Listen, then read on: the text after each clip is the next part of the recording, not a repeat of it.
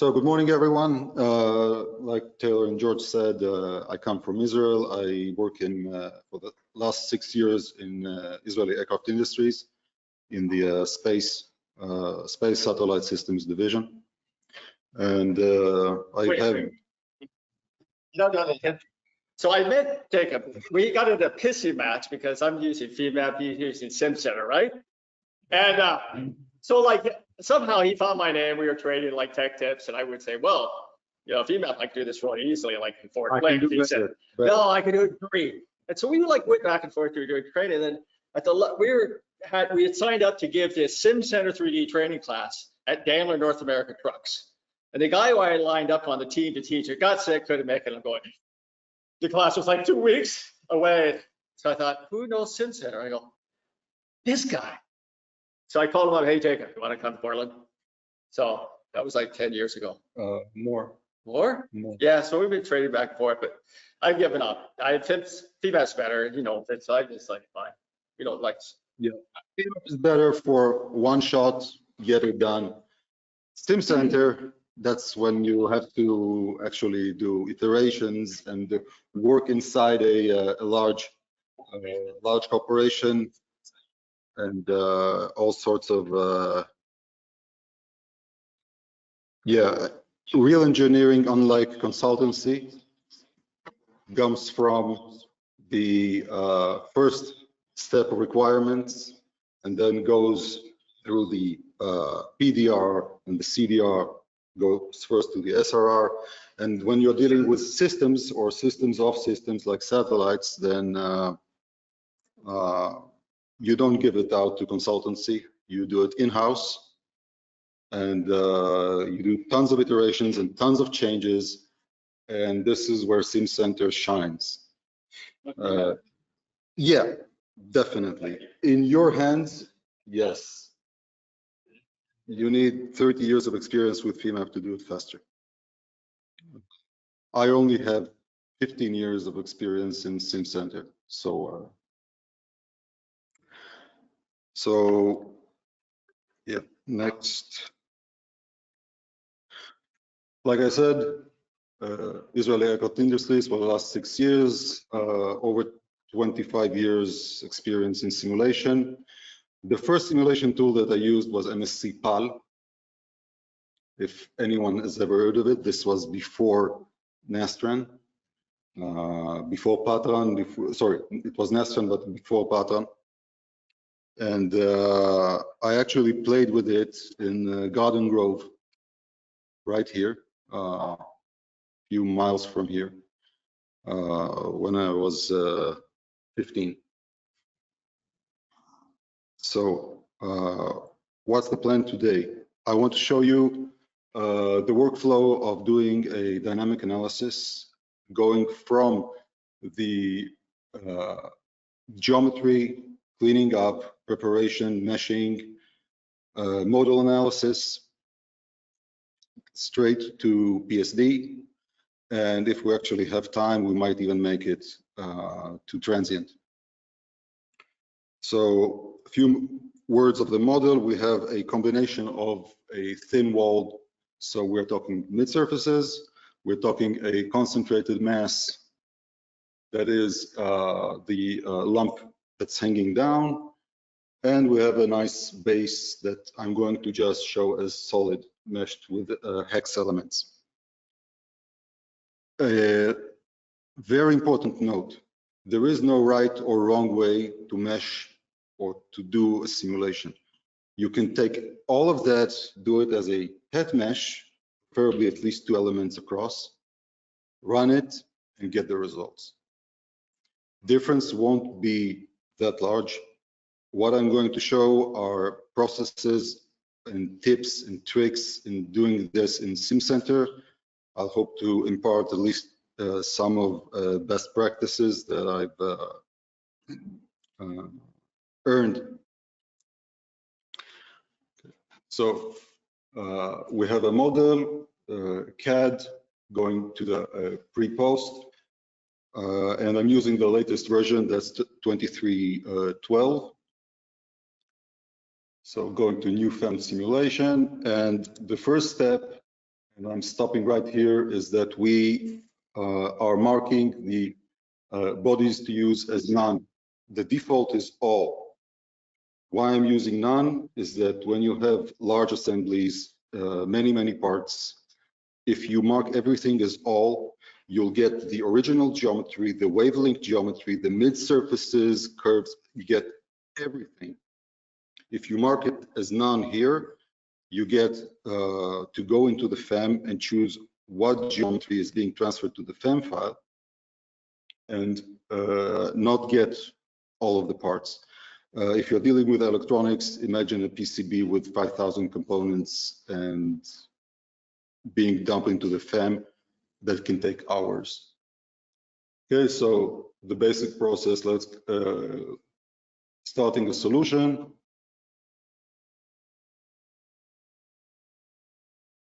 Solution 1 of 3, eigenvalues, and go directly to the FEM. Yeah. Yes. Yes. Yes. The old school Nastran dynamic solution, I've used it.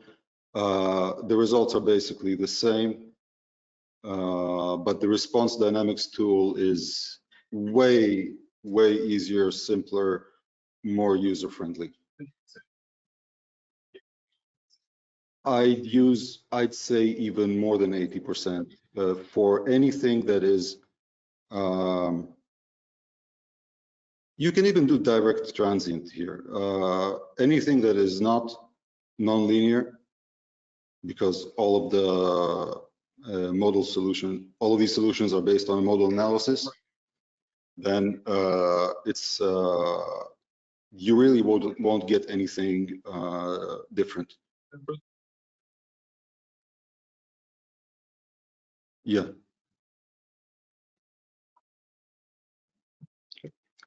So first thing is to wavelength geometry. I know that some people still use promote. I think it's considered a legacy feature, but we do a wavelength of the geometry,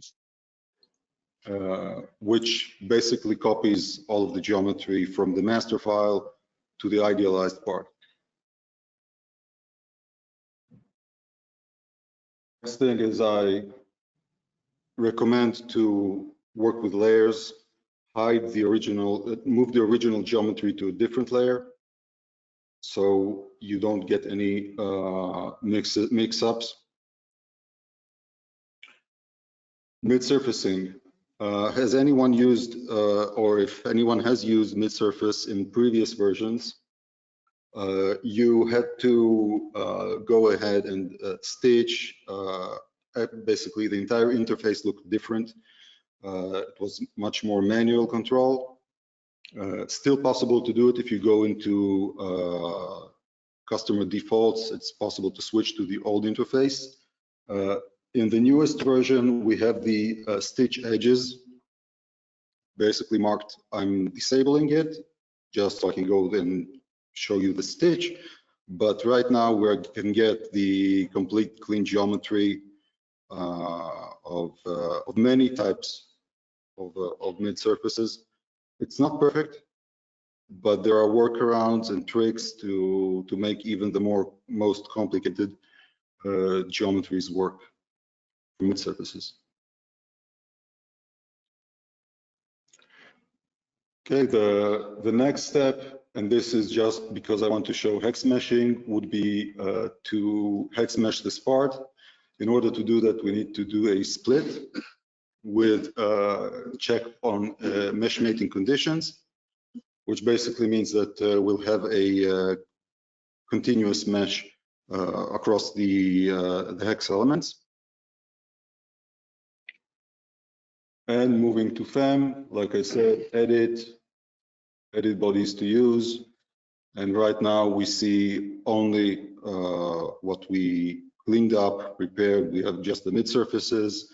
We have the cut solid bodies, and everything goes into the model.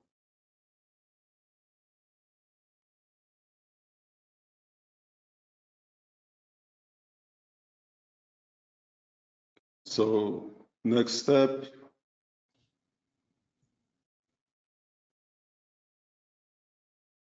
Let's see what we have here.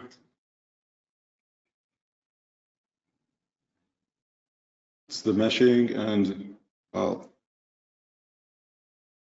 first we'll start with the hex mesh. So these small parts, we can do a multi-body infer target, which means we can click on all of these heads, and it automatically detects the face on the other side. We'll get a nice mesh, controlling the number of layers and all of that. And what I would do next is to hide everything that is meshed, also hide the CAE entities. And now I want to do a swept mesh across this plate. Now, this plate is not a one-to-one, it has multiple surfaces. And if I select tangent faces, you see that it doesn't select all of the tangent faces. In order to do that, we need to go to the excuse me, can you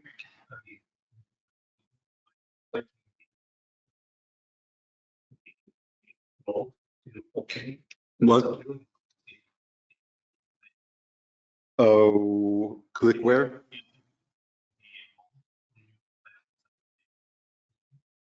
He's on. Oh, it's not live. It's a recording, sorry.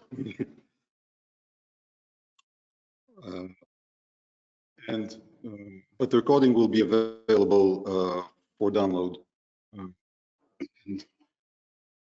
If you go and select then tangent, everything is meshed, and because we have the mesh mating conditions defined when we did the split, then all of the solid mesh is continuous. Okay, so we can see that all of the mesh is there, continuous and working. Next step would be define materials. I recommend not using inherit in ever, except one case that we'll see specifically in this model, where we use it to get the center mass of this large lump. But the problem with using inherit is that the designer doesn't know exactly what material goes there, or he defines something wrong, or the database has something wrong.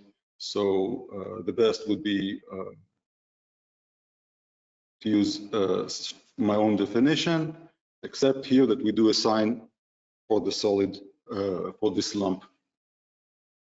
Okay, and a feature that I'm very happy to say that I had a part in Siemens implementing is generating the concentrated mass at the center of gravity. It was a long process of pushing Siemens to do all sorts of nice functions and changes. And it generates the 0D Conan 2 mass. Is it associative? No. So if you were to go back and change the shape of that hole or that structure, then CPU would be accommodating. Yes. Would be better off creating a CPU point at the identified part file and then bring that in. I think it's much easier, especially if you want to extract the moments of inertia. Yeah. Yeah. Okay, so okay, so the next step would be meshing the mid surface. We created the concentrated mass. Next is the meshing of the surfaces. As you can see, I activated the view of the magenta and blue lines that shows what is stitched and what is not. Magenta is unstitched. So we go and stitch the surfaces. If I would have left the mid-surface stitch edges checkbox on, this would have been already completed. So right now it's stitch, it's ready. 2D mesh, select the surfaces.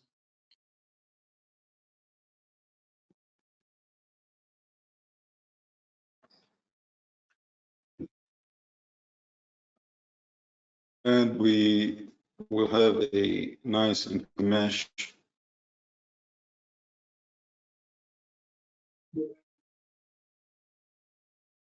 Okay, the way to define the thickness, if it's a uniform thickness, we can define an expression, single value. Since this is a variable thickness, we'll go and select thickness source as mid-surface. And the next step would be right here, edit mid-surface. I recommend using element center rather than nose.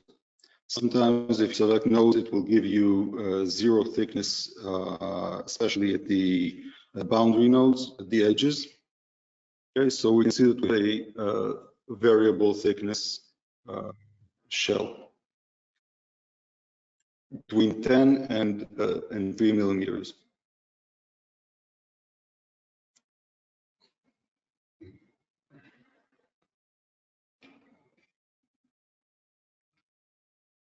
Next, we're connecting the concentrated mass to the plate. We can select RB2, RB3, any of the connecting elements, C-bush, C-bar, beams. In this case, RB2 would be the better solution because we have a massive, thick block of steel on a thin plate, which is exactly the opposite of what George showed. He had a plastic part on a massive metal installation. Okay. The next would be create RB2 element, the base. Now, we can define the constraints on the edges or the faces of these of the holes, but for the step, which would be the dynamic analysis, the response dynamics, we'll need to have a single point of excitation. To get a single point of excitation, we need to use an RB2 element to connect the base and to put the constraints on that point.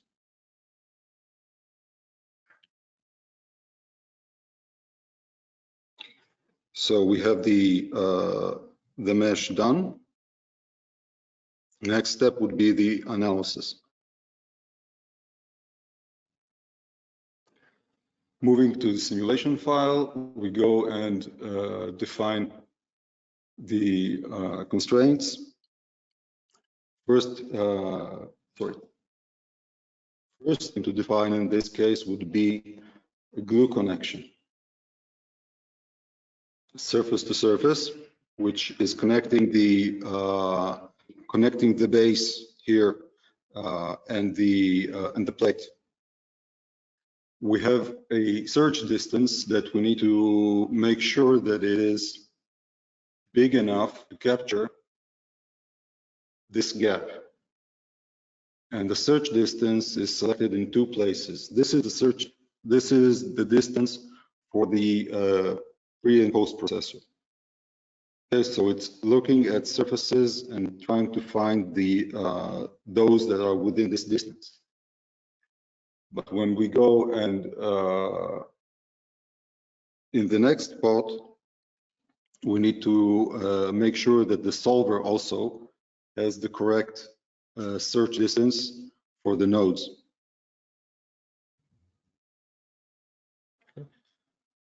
Next is to find the only constraint that we have here, which is at the base. And since this is modal analysis, we need to constrain, and this is a node constraint, we need to define the constraint as fully constrained, since we have 6 degrees of freedom at the nodes. Going to the solution, you can choose how many frequencies we ask for, how many natural frequencies we ask. The default is 10. I'm selecting, I entered 20. And the next step would be to ask for the modal effective mass. The modal effective mass is basically how much of the mass is participating in each mode, and is one of the most important parameters that we can get from modal analysis, except for the shapes themselves. The new feature that we have in this version is that we can plot these values in the pre-post processor. Before that, we had to go to the FO6 file and get the data. Okay. So we're running the solution.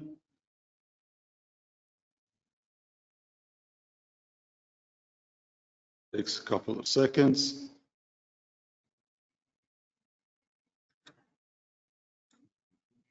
And we get all the frequencies. I'm going to move a little faster on this because I want to compensate for the lost time.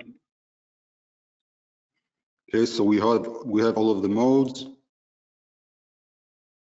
and next we can show the effective mass.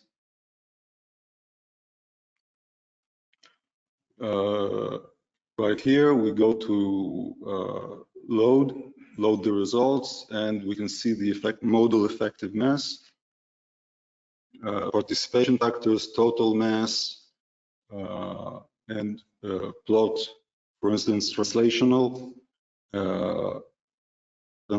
bar. Now, this showed us over 90% of the mass is at the Z direction, is participating within the selected frequency range. Okay. So a good practice is to have at least 90%. This means that most of the mass is there, and since I'm going to excite it at the Z direction further on, and I don't care about the X and Y, then it's enough.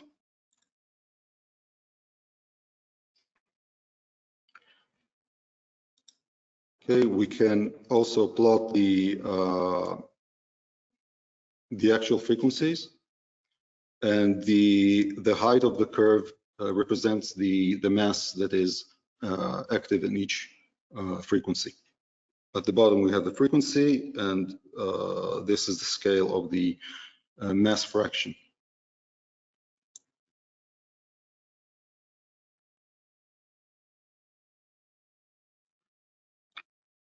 Okay, so we can play along with the graph, check the results, check the values, see how much each frequency is contributing, and the next step would be to change the geometry. Let's say I want to raise the first frequency to above 10 Hertz. Okay. So I go to the master geometry. Since we're working with the mid-surface, we need to go for, it's very much preferable to go to the master geometry and do the changes there. Because the mid-surface is a function that is created based on the original geometry. Okay, so we can go use synchronous modeling to do the geometry updates.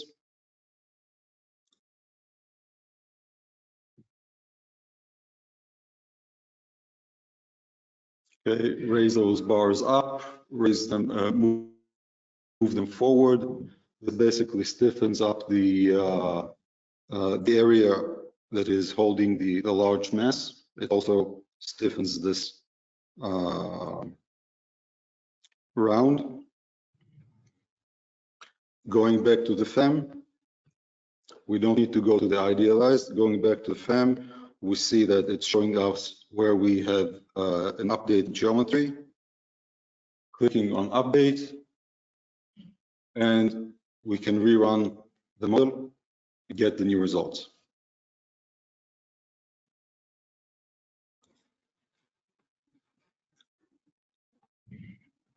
Okay, rerunning it, and we'll see that we have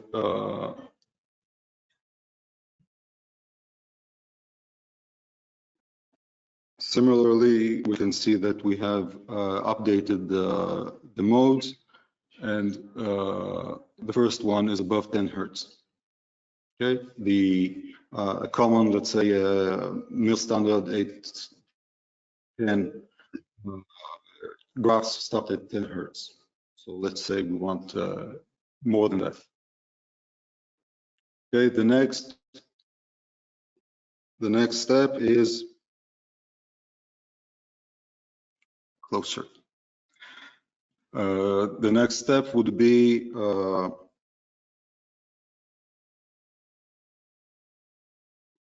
some theory, or let's say some background on the slides on how response dynamics requires input of data for PSD and for transient. In order to do transient for PSD analysis, we need uneven functions. Uneven functions means that we enter each value, meaning the frequency and the acceleration or displacement, by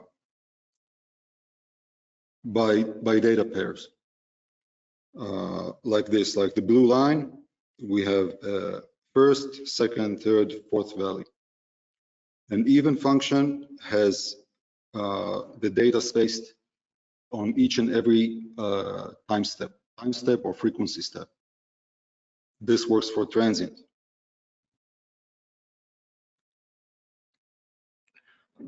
The response dynamics evaluates the data at the uneven, using uneven input at the frequencies and at the input locations that we asked for.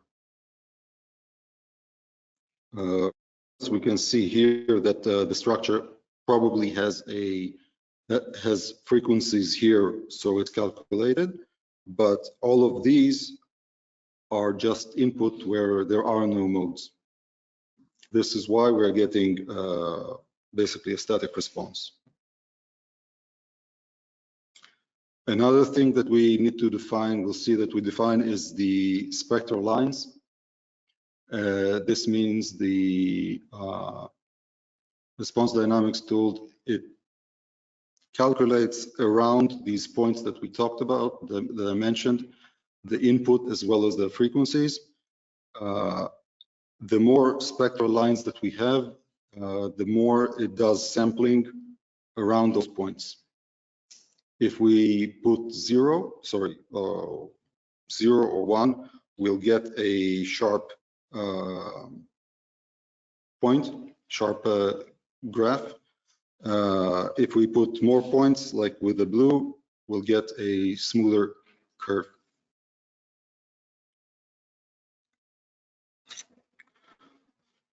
So how do we do the actual PSD analysis?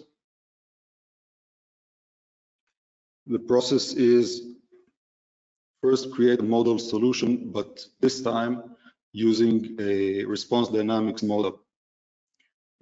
It's 103 response dynamics versus the 103 eigenvalue, which is the solution that is used just for model analysis.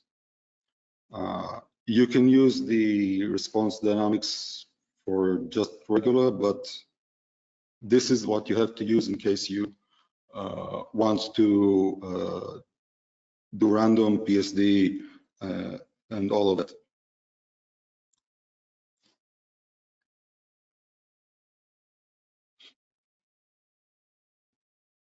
Okay, the next step,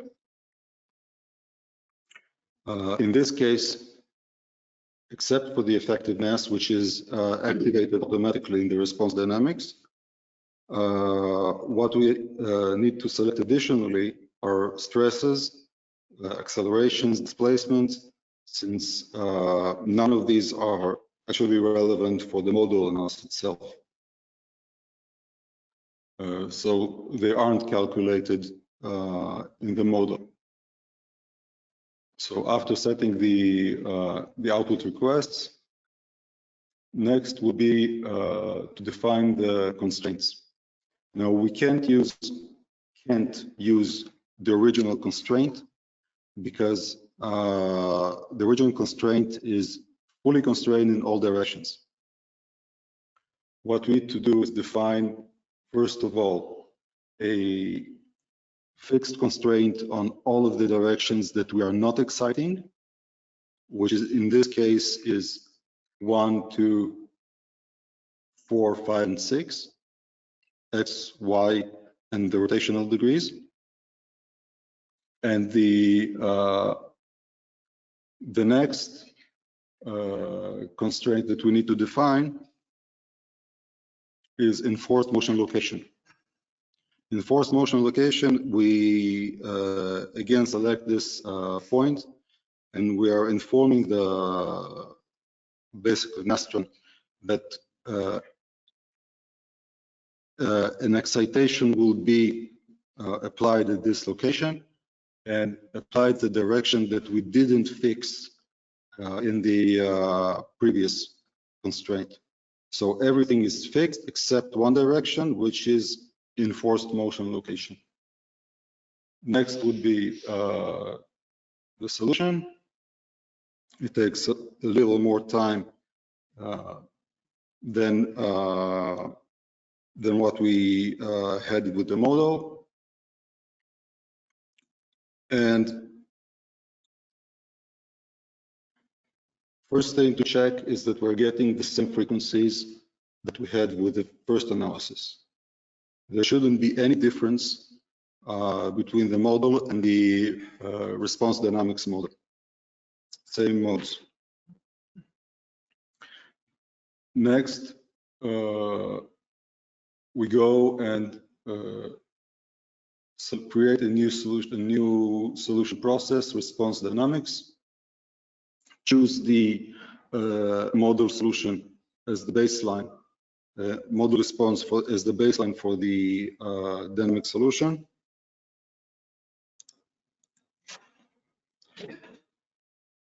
We get a table which shows the frequencies and the modal effective mass.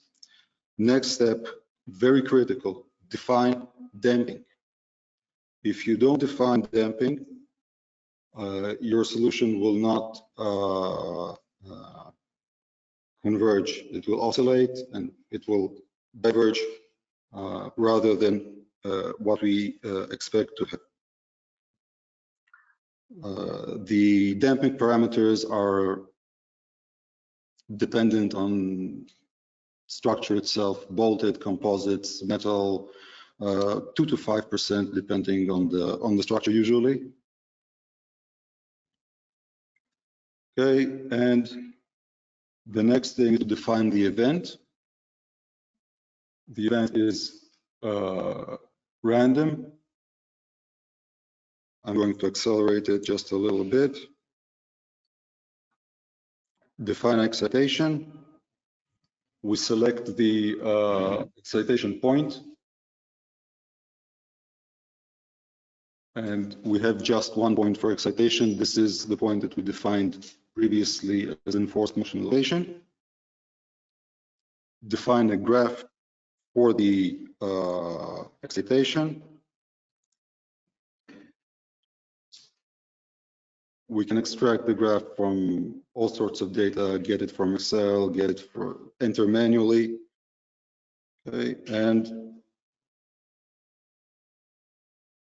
we're done. Everything else now is post-processing, meaning I can go now and ask for instance, nodal results. If I ask for nodal accelerations and select the mass and the base at the Z direction,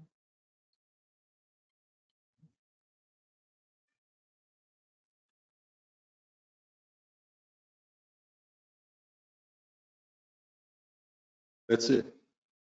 It's all done. Because it's just post-processing on the model analysis data set. So it's no need to rerun anything to get the results. Similarly, we can go and change. We can go change the scale, logarithmic, inspect RMS, and we can also do a contour plot. For instance, stresses.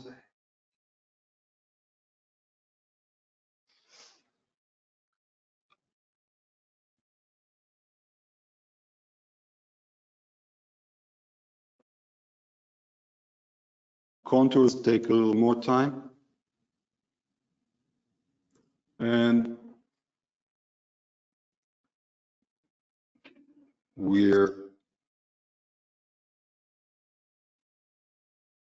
done. So we have the stresses, accelerations, we can have displacements, we can have all of the information from the model, and that's it. As the files for download later will also have the bonus as a transient analysis. So if you want to look over that.